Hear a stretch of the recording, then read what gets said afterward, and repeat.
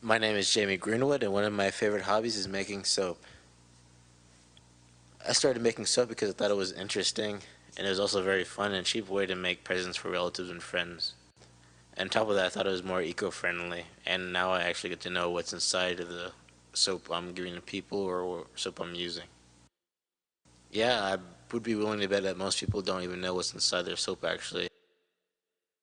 The main ingredient is a set of different oils. The second ingredient is lye. When working with lye, you have to be very careful. It's necessary to wear eye protection, gloves, and proper clothes, like long sleeves and long pants and shoes, while you're working with it. You start with calculating a recipe. It's very important to get this balance of oil and lye correct. There's different programs available in order to help you to get the right amounts figured out. I usually set up the area I'm going to work in with the tools and ingredients before I start making the soap. The first thing you do after this is to precisely weigh the lye and start making your lye mixture.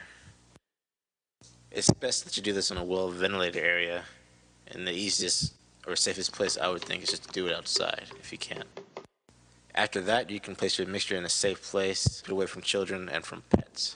While the lye cools, you can start weighing the oils and other extra ingredients for your soap. As soon as the lye is cooled, you can start slowly mixing it in with other oils, using a blender, for example, as a spoon.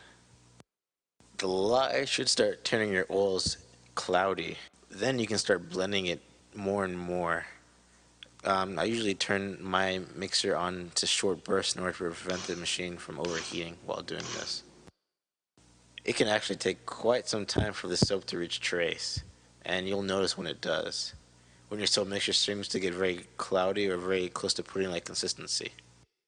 When your soap has reached trace, it's time for you to put in extra ingredients, like color, pigments, scent, oats, or some sulfur hardening, for example. After stirring all that in and making sure it's mixed well, you can start pouring it in a plastic or silicone form.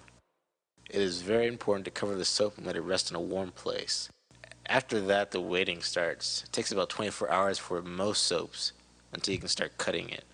At least that gives you some time to clean up the mess you made in the process.